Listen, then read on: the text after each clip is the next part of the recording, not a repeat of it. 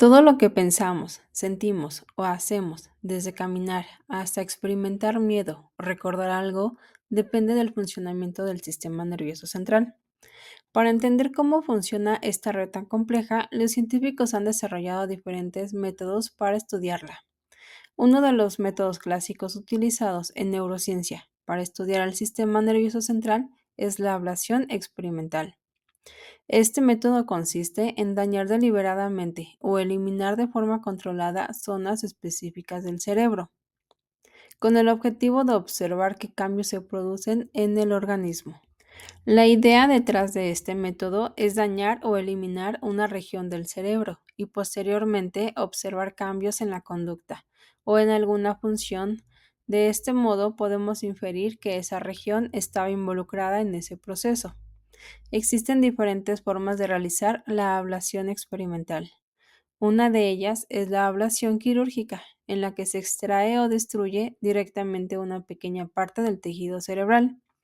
Otra forma es la ablación eléctrica, donde se utiliza corriente eléctrica para dañar ciertas neuronas. También existe la ablación química, en la que se utilizan sustancias neurotóxicas que destruyen selectivamente ciertos tipos de neuronas. También podemos encontrar ablaciones reversibles, donde la región se inactiva temporalmente. Esto se efectúa por medio de enfriamiento local o fármacos, para de este modo poder determinar los cambios en la conducta. Estos procedimientos se realizan principalmente en modelos animales, siguiendo formas éticas estrictas, ya que esto permite comprender mejor cómo funcionan diferentes estructuras del sistema nervioso. La ablación experimental ha sido muy importante para identificar la función de diferentes áreas del cerebro. Por ejemplo, al dañar ciertas regiones del cerebro, se pueden observar cambios en el movimiento, la memoria, las emociones o la percepción sensorial. De esta manera, los investigadores pueden establecer relaciones entre estructuras cerebrales y funciones específicas. Sin embargo, este método también tiene algunas limitaciones, ya que el cerebro es un sistema muy complejo y muchas funciones no dependen de una sola región, sino de la interacción entre varias áreas. Además, el sistema nervioso tiene cierta capacidad de adaptación, por lo que otras regiones pueden compensar parcialmente la función perdida, así como la neuroplasticidad, que ayuda al cerebro a adaptar nuevas posturas. Ahora nos adentraremos un poco en el estudio del sistema nervioso central a través de métodos neuroquímicos. Estos se centran específicamente en el análisis de las sustancias químicas que permiten la comunicación neuronal, o sea, en los neurotransmisores y receptores. De acuerdo con la clasificación presentada en Fisiología de la Conducta de Neil Carlson, estos métodos permiten comprender cómo la actividad química cerebral se relaciona con los procesos fisiológicos y con la conducta. Uno de los principales métodos neuroquímicos es la detección de sustancias químicas específicas. Esta técnica consiste en identificar y cuantificar neurotransmisores, hormonas y o sus metabolitos en el tejido cerebral. Su objetivo es determinar la concentración de determinadas sustancias y analizar cómo varían en distintas condiciones experimentales o patológicas. Este método permite conocer la composición química del cerebro y evaluar alteraciones en los sistemas de neurotransmisión. Otro procedimiento fundamental es la microdiálisis in vivo, considerada una de las técnicas más representativas dentro de los métodos neuroquímicos. En este procedimiento se introduce una sonda con una membrana semipermeable en una región específica del cerebro de un organismo vivo. A través de esta membrana se recolectan muestras de líquido extracelular, lo que permite medir la liberación de neurotransmisores en tiempo real. Esta técnica es especialmente valiosa porque posibilita relacionar directamente los cambios neuroquímicos con la actividad conductual o experimental. De igual manera, la voltametría constituye otro método neuroquímico relevante. Esta técnica emplea microelectrodos capaces de detectar cambios eléctricos producidos por la oxidación de ciertos neurotransmisores como la dopamina. Su principal ventaja es la alta resolución temporal, ya que permite registrar variaciones químicas en cuestión de milisegundos. Esto lo convierte en una herramienta útil para estudiar procesos rápidos de liberación y recaptación de neurotransmisores. Finalmente, la localización de receptores, cuando se enfoca en el análisis de la distribución y densidad de receptores específicos para neurotransmisores, también puede considerarse dentro de los métodos neuroquímicos.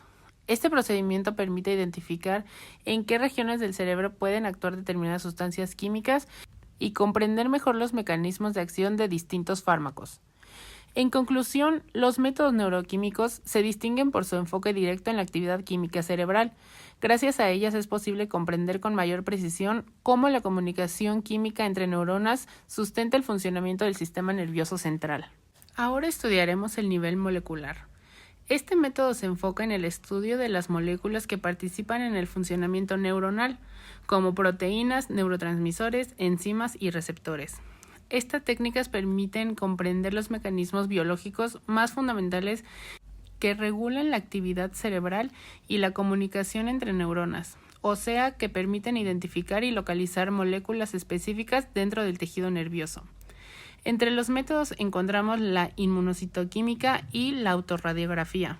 La primera es utilizada en la investigación neurobiológica para detectar la presencia de proteínas específicas dentro de las células del sistema nervioso.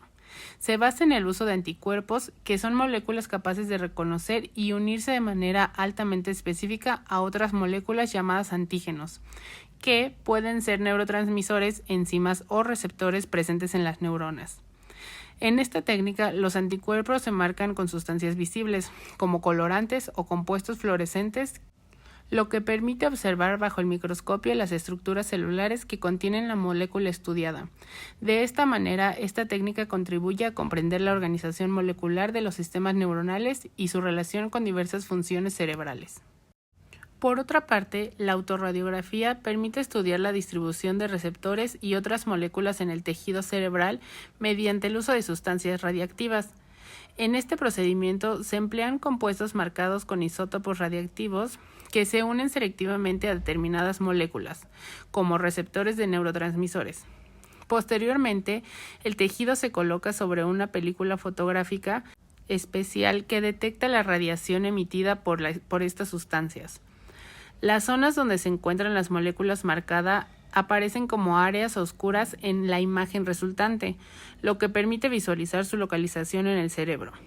Esta técnica es útil para determinar la densidad y distribución de receptores neuronales, así como para analizar la interacción de diferentes sustancias químicas con estos receptores. Cabe destacar que la autorradiografía ha sido una herramienta clave en el estudio del funcionamiento de diversos fármacos que actúan sobre el sistema nervioso central. El estudio del sistema nervioso central a nivel de circuitos se usa para comprender cómo grupos de neuronas interconectadas se organizan para producir funciones cerebrales, conductas y hasta emociones. En este nivel de análisis no obtendremos información de neuronas individuales ni únicamente de estructuras cerebrales completas. Más bien, se usa para estudiar redes neuronales que conectan diferentes regiones del cerebro y que permiten la transmisión e integración de esta información. Existen técnicas de marcado y rastreo neuronal que permiten identificar las conexiones entre diferentes neuronas y regiones del cerebro. En este contexto se emplean marcadores de axones aferentes y eferentes, que permiten seguir la dirección de las conexiones neuronales y reconstruir cómo los circuitos se conectan en distintas áreas. Este proceso se hace introduciendo una sustancia trazadora, que también se llama marcador neuronal, en una región específica del cerebro.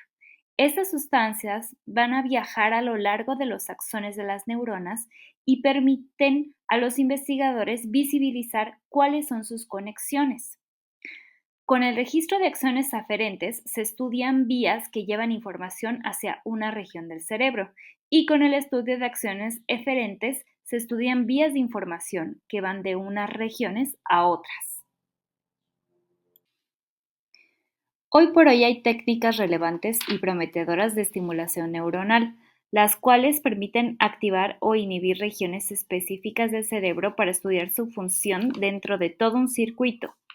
Entre esos métodos destaca la optogenética, creada por dos neurocientíficos, un bioquímico y un ingeniero eléctrico.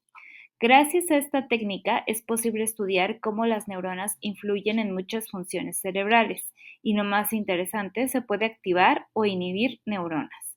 Es decir, que esta técnica permite controlar la actividad de neuronas específicas usando luz. Primero se modifican genéticamente ciertas neuronas para que produzcan proteínas sensibles a la luz llamadas opsinas. Estas proteínas provienen de algas y funcionan como un canal iónico que se abre cuando recibe luz. Después de introducir el gen, la neurona empieza a producir la proteína fotosensible. La colocan en una membrana celular. Se introduce una fibra óptica muy delgada en el cerebro para enviar luz a la zona donde están las neuronas modificadas. Con esto se podría incidir en la conducta, memoria, emociones, aprendizaje, movimiento y a futuro se podrían tratar varios problemas neurológicos. Otras populares de la neuroimagen funcional son la resonancia magnética, que permite observar la actividad de diferentes regiones mientras una persona realiza tareas cognitivas o sensoriales.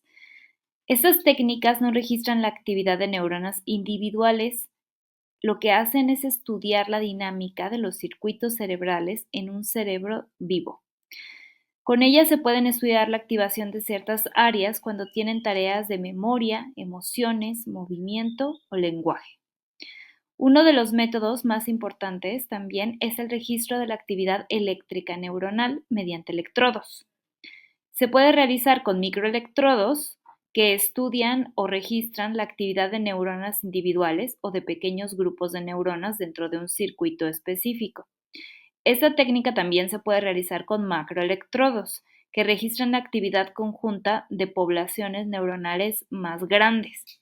Esta técnica permite observar cómo se activan diferentes regiones cerebrales durante procesos como la percepción, el movimiento o la memoria. Por último, haremos mención de la resonancia magnética funcional, que permite observar la actividad de diferentes regiones cerebrales mientras una persona realiza tareas cognitivas o sensoriales. Además de estudiar directamente el cerebro mediante las técnicas que ya fueron abordadas, los investigadores también pueden estudiar el sistema nervioso central observando la conducta. Los métodos conductuales en psicobiología consisten en analizar cómo se comporta un organismo para inferir qué procesos del sistema nervioso están involucrados. Es decir, en lugar de observar directamente las neuronas, se estudian las respuestas, habilidades y comportamientos que dependen del funcionamiento del cerebro. Uno de los aspectos que se evalúan con métodos conductuales es el control motor y la coordinación. Para esto se utilizan diferentes pruebas experimentales. Por ejemplo, algunas tareas evalúan el equilibrio y la coordinación, observando si un animal puede caminar sobre una barra o mantener el balance. También se utilizan pruebas para medir la fuerza, la precisión de los movimientos o la velocidad de reacción. Si un organismo presenta dificultades en estas tareas, los investigadores pueden inferir que las regiones del cerebro encargadas del control motor podrían estar dañadas o alteradas. Otro aspecto importante que se estudia mediante métodos conductuales es el funcionamiento de los sistemas sensoriales, como la visión o la audición. Por ejemplo, para evaluar la visión se pueden utilizar pruebas en las que el organismo debe responder a estímulos visuales, como distinguir entre diferentes patrones o movimientos. En el caso de la audición, se puede presentar sonidos y observar si el organismo reacciona o aprende a asociarlo con ciertas consecuencias. De esta manera, los investigadores pueden determinar si los sistemas sensoriales están funcionando correctamente. Los métodos conductuales también permiten estudiar emociones y respuestas motivacionales, como el miedo, la ansiedad o la agresión. Para estudiar el miedo, se utilizan situaciones experimentales en las que el organismo aprende a asociar un estímulo con una experiencia desagradable. Después, los investigadores observan si el organismo muestra conductas de evitación o respuestas defensivas. En el caso de la agresión, se analizan interacciones sociales para observar patrones de conducta relacionada con la dominación o defensa. Los métodos conductuales son fundamentales porque permiten relacionar la actividad del sistema nervioso con el comportamiento observable. Además, complementan otras técnicas de investigación, ya que ayudan a comprender cómo los cambios en el cerebro se reflejan en la conducta.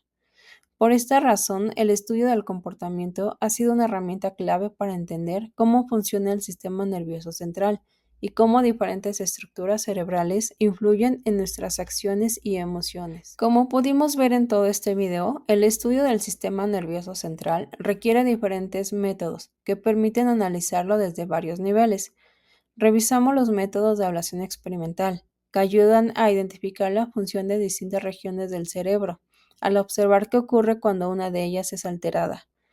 También vimos los métodos neuroquímicos, que permiten estudiar las sustancias que utilizan las neuronas para comunicarse.